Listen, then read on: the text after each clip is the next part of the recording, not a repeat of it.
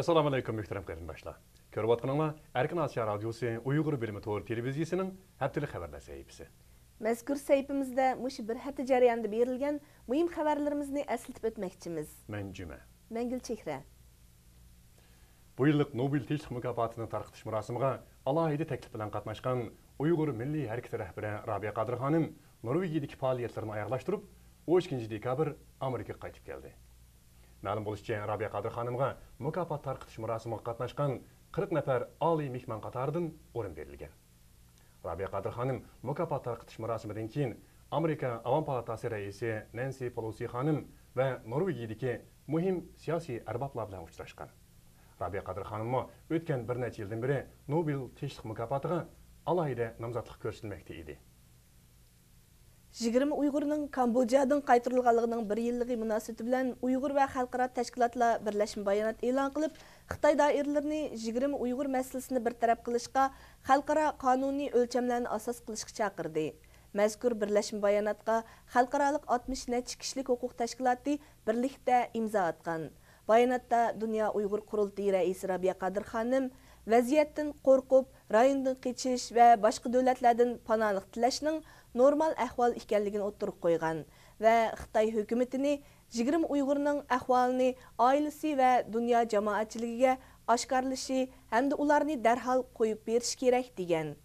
Kambodja hukumati 5-iyul vaqasidan keyin Kambodjaga kelib panohlik tilgan 20 Uyg'urni 2009-yil 19-dekabr Xitoyga o'tkazib bergan edi. Mazkur vaqa dunyo xarakterlik g'ulg'ul qo'zg'agan. Uyg'ur milliy harakati rahbari Robiya Qodir xonimning Uyg'ur elidagi oila tavobatlarining bildirishicha, Robiya Qodir xonimning turmadagi o'g'illaridan Abdukim Abdurahim 11-oyning 3-kunidan boshlab turmadagi yolg'iz kamera, boshqa xonaga qamalgan. Turmadagi boshqa xona qorong'i uy yoki yolg'iz kamera deb ataladigan bo'lib, ko'pincha hollarda siyosiy jinoyatchilarni jazolash uchun ishlatildi ekan. Bizga kelgan uchurlardan ma'lum bo'lishicha, Abdukim turmada noma'lum bir va'dnomaga imzo qo'yishga majburlangan. Abdukim imzo qo'yishni rad qilgandan keyin turma doiralari uni boshqa xonaga qamagan. Uyg'ur milliy harakati rahbari Robiya Qodir xonim Xitoy turmasidan qo'yib berilib, Amerikada siyosiy faoliyatlarini boshlagandan keyin uning o'g'illaridan Olim va Abdukim Abdurahimlar Xitoy turmasiga tashlangan edi. Xitoy doiralari bu yil kirgandan buyon Uyg'ur elining har qaysi joylarida diniy zot va diniy guruhlarga qarshi bostirishni kuchaytirib, nurg'un Uyg'urlarni qo'lga olgan. Ba'zi ma'lumotlarga qaraganda, doiralar bu yil kirgandan buyon G'ulji noyisidan 140 odamni qo'lga olgan. Uyg'ur elining yana bir qism joylarida bo'lsa, diniy zot va guruhlarga qarshi madaniyat inqilobiy shakldagi tanqid qilish harakati elib berilgan. Dunyo Uyg'ur qurultiyi bayonotchisi Dilshod Rashid bu vaqtdagi bayonotida Xitoy doiralarining diniy siyosatini ayblab, mazkur siyosat ularning 5-iyul vaqasidan hech qanday savoq olmaganligining namoyandasi deb ko'rsatdi. Beijingdagi Uyg'ur arzdorlar Xitoy markaziy hukumatiga Uyg'ur bo'lganlik gunomi nomli ochiq xat yo'llab, Uyg'ur eli va Xitoy o'liklaridagi Uyg'urlar duch kelayotgan masalalar haqida shikoyat qilgan. Maktub o'tgan haftaning oxiri Dunyo kishilik huquq kuni munosabati bilan Xitoy markaziy hukumatiga yo'llangan.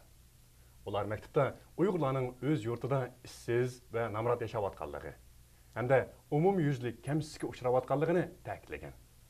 Bu maktubga Beijingdagi Uyg'ur arzdorlarining ko'pinchisi imzo qo'ygan. Xitoy Markaziy siyosiy biro a'zosi Jo Yunkang 9-dekabr Beijingda ichilgan bir yig'inda Uyg'ur eliga 3 xil kuchning singib kirishini to'sishni qayta ta'kidlagan. Xinhua agentligida ko'rsatilishicha, yig'inga Jo Yunkangdan boshqa Uyg'ur elining sobiq bosh sekretari Wang Lechuan, navbatdagi bosh sekretari Zhang Chunshan va Nurbekirlar qatnashgan. Jo Yunkang Uyg'ur elida uzun muddatlik muqimlikqa kapolatlik qilish bilan birga yerlik hukumat terrorchilik, bo'lgunchilik va diniy asabiylarning singib kirishini to'sib, jamiyat omonligi va muqimlikni saqlash kerak degan. Mazkur yig'inga Wang Lechuanning qatnashtirilishi hamda Uyg'ur elida muqimlikning qayta ta'kidlanishi kuzatuvchilarning diqqatini qo'zg'amoqda. Xitoydagi 10 cho'ng qazilin boyliq bazasining 6si Uyg'ur eliga joylashgan bo'lib, Uyg'ur eli shuning bilan Xitoydagi qazilin boyliqlar to'plangan yangi rayonga aylangan.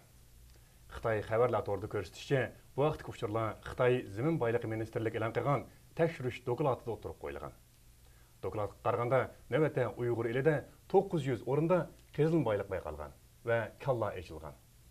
Mutaxassislarning qarashicha, bu xil qezilma boyliqlarning hassalab qalaymaqan echilishi yerlik ekologiyalik muhitga asliga keltirgusiz darajada buzg'unchilik elib keldi ekan. Xabarda bu xil ahvollarga qanday taqobil turish faqat tilga elinmagan. 2010 yılı 9 dekabr Gollandiyaning Amsterdam shahrida Uyg'ur mashrabi o'tkazildi. Mashrabni Gollandiya Uyg'ur birligi tashkiloti, Gollandiya Uyg'urlarga yordam berish guruhi va Gollandiya Uyg'ur mashrab ansambli qatorliqlar birlikda uyushtirgan. Mashrab Tropin teatrxonasida o'tkazilgan bo'lib, mashrabga gollandiyalik mehmonlar ishtirok qildi. Mashrab 2 soatdan ortiq davom qilgan. Arlıqdaki dam ilish vaqtida o'rinlashtirilgan Uyg'ur yemekliklari tomoshabinlarning maqtashiga sazovar bo'ldi. Hurmatli televizor ko'ruvchilar, yuqorida sizlarga haftalik muhim xabarlarimizni bir qator eslatib o'tdik. Kelar qitim ko'rishgacha omon bo'laylik. Xayr xo'sh. Xayr xo'sh.